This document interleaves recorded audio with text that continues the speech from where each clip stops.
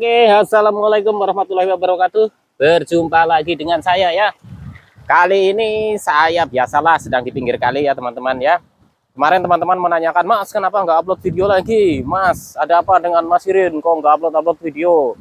Nggak ada apa-apa, Alhamdulillah saya sehat walafiat ya teman-teman ya. Saya tidak upload video bukan karena saya nggak bikin video, akan tetapi saya sudah bikin video tapi belum bisa upload karena ya biasalah ya teman-teman ya.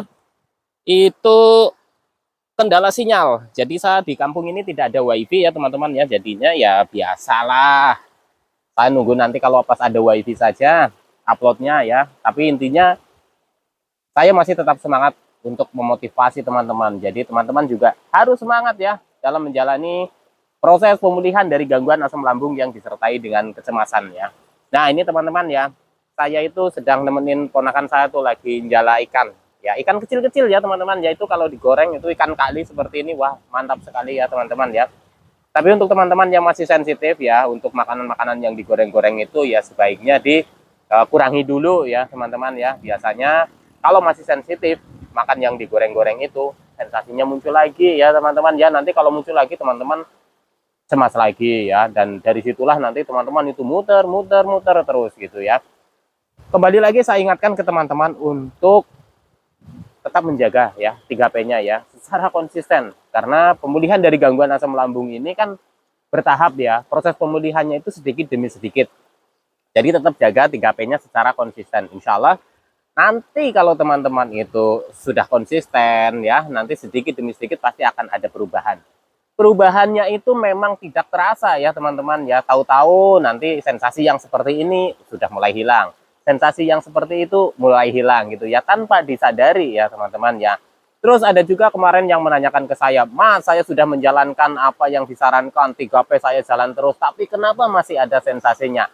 Coba teman-teman amati lagi ya, apakah teman-teman ini masih banyak beban pikiran ya. Beban pikiran ini masing-masing orang itu bisa berbeda ya.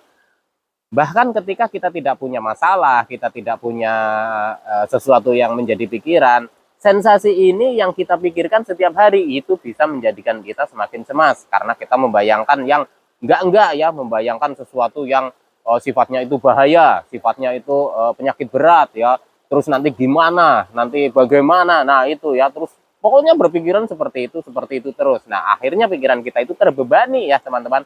Kalau pikiran kita terbebani, akhirnya energi kita itu cepat drop. Nah, kalau kita menjalankan 3P sudah konsisten ya, terus pikiran kita masih drop, ya bisa saja itu memunculkan sensasi setiap hari. Saya pun dulu juga sama seperti teman-teman ya, muncul terus sensasinya setiap hari, setiap saat, hingga kalau mau aktivitas itu takut. Tapi untuk teman-teman jangan takut. Karena apa? Karena dulu semakin saya takut, pemulihannya itu semakin lambat ya teman-teman. Gangguan ini bisa sembuh kok, dan saya yakin teman-teman juga bisa sembuh. Saya yakin sekali ya. Segala macam sensasi yang teman-teman rasakan sekarang ini, intensitasnya kadang menurun, kadang naik, kadang turun, kadang naik, itu biasa, itu umum. Teman-teman itu nggak usah takut ya. Saya pun dulu juga sama seperti itu teman-teman ya. Sensasinya sudah membaik, turun lagi, membaik, turun lagi. Lama-kelamaan kita pahami pada diri kita sendiri ya. Kita lihat kondisi fisik kita, kondisi pikiran kita ya teman-teman ya. Oh ya, kondisi fisik saya terlalu capek ya, tidak istirahat nggak cukup ya, banyak begadang, atau mungkin teman-teman itu lelah karena pekerjaan. Itu juga memicu ya teman-teman ya. Terus lagi mungkin teman-teman itu sedang berpikiran yang target lah, atau mungkin cita-cita yang belum kesampaian, atau mungkin ya pokoknya kita itu banyak maunya tapi nggak kesampaian, itu kepikiran terus, itu juga bisa muncullah sensasi. Mikirin kapan sembuhnya, kapan membaiknya, apakah bisa normal kembali, apakah bisa seperti dulu lagi, itu juga bisa memunculkan sensasi ya teman-teman ya. Maka dari itu mulai sekarang teman-teman itu cobalah ya, sedikit demi sedikit perbaiki ya. Kita bikin santai saja, kita bikin rileks saja. Mas gimana mau santai, sensasinya itu banyak sekali Mas, dari ujung kaki sampai ujung kepala. Iya saya tahu, saya pun dulu juga sama seperti itu ya teman-teman. Sensasinya itu macam-macam, dari ujung kaki sampai ujung kepala. Belum lagi sensasi psikisnya ya, ketakutan ini, ketakutan itu, takut nggak sembuh, takut nggak normal, takut penyakit berat. Itu setiap hari itu seperti menghantui pikiran-pikiran saya ya. Akan tetapi lama-kelamaan saya berpikir kalau seperti ini terus lalu saya kapan sembuhnya. Nah gitu ya teman-teman ya. Jadi mulai sekarang teman-teman latih. Saya dulu juga latih dengan tergopoh-gopoh ya teman-teman ya. Perjuangannya itu memang tidaklah mudah ya teman-teman untuk lepas dari gangguan ini. Tapi yakin saja teman-teman ya, kalau teman-teman memang benar-benar ya, teman-teman itu telaten, teman-teman itu konsisten, teman-teman itu sabar, saya yakin sekali sedikit demi sedikit itu akan membaik ya teman-teman ya. Nanti kalau sudah membaik, intensitasnya semakin membaik, nanti sembuhnya itu nggak terasa ya teman-teman ya. Lalu ada yang tanya lagi ke saya, Mas, kalau sudah sembuh, apakah masih ada sensasi? Masih ya teman-teman ya. Saya nggak tahu teman-teman saya yang lainnya ketika sudah sembuh, apakah kadang masih merasakan pusing atau tidak. Akan tetapi, saya harus jawab dengan jujur di sini. Ketika sudah sembuh, apakah masih merasakan pusing? Kadang-kadangnya merasakan pusing ya teman-teman. Apalagi kalau kurang tidur ya, kurang istirahat ya. Terus pekerjaan banyak menumpuk, ya pusing, biasa. Kalau pusing, udah dibawa tiduran aja 15 menit, udah seger lagi, fresh lagi ya. Mas, saya sudah enakan, saya sudah mulai sembuh, tapi badan kok masih kurus. Tenang saja teman-teman, saya juga masih kurus. Nggak apa-apa, nggak usah dipikirkan. Mungkin teman-teman masih menjaga yang namanya makanannya atau apa ya, mungkin yang dulunya teman-teman itu makan berbagai macam makanan, teman-teman itu makan jadi nggak kurus gitu ya. Nggak usah khawatirkan itu ya teman-teman, targetnya adalah sembuh dulu gitu ya. Jadi kadang ya dulu saya pun ya waktu masih mengalami gangguan ini, badan saya itu nggak turun drastis ya teman-teman. Saya nggak jaga pola makannya, saya makan apa saja, tapi ya sensasinya masih ada terus gitu ya teman-teman ya.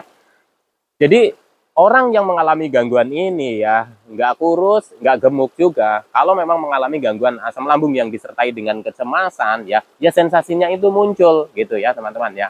Nah kalau teman-teman itu berpatokannya misalkan nih ya, saya belum sembuh-sembuh nih, badan masih kurus. Bukan seperti itu kalau menurut saya. Sembuhkan dulu ya teman-teman, masalah badan ya, nanti kurus atau gemuk itu nggak apa-apa. Yang penting apa? Sehat ya teman-teman ya. Kita bisa aktivitas normal lagi, kita bisa kerja lagi, kita bisa bersosialisasi lagi. Pokoknya teman-teman nggak usah takut lah ya.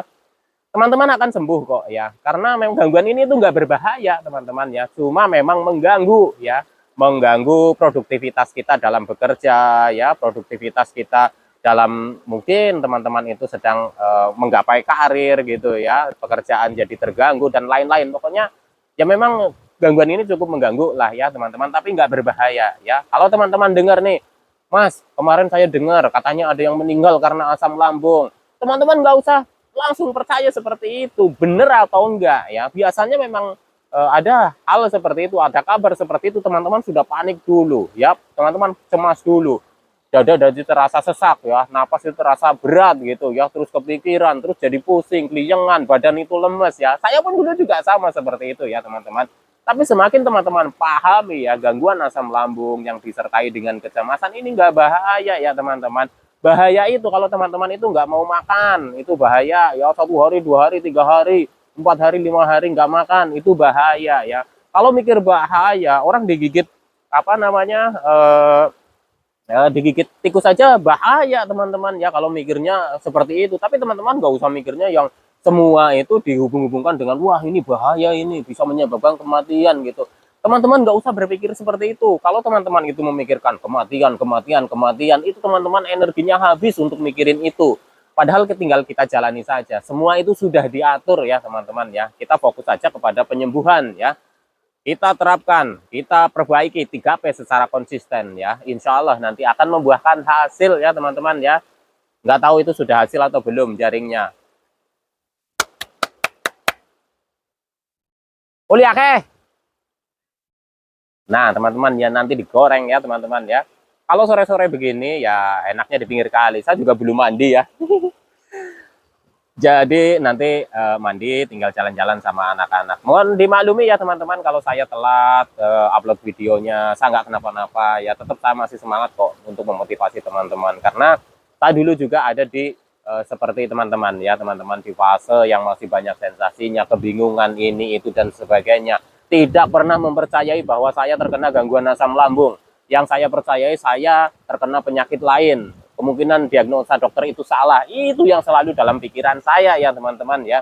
Nah dari situlah karena kayak nggak yakin, jadi saya itu nggak mulai perbaiki ya, 3P-nya nggak mulai perbaiki ya. Setelah saya coba pahami, ternyata memang benar 3P itu kita perbaiki secara konsisten ya teman-teman. Insya Allah nanti juga akan membaik dan sembuh. Amin ya rabbal alamin. Oke teman-teman, sekian dulu.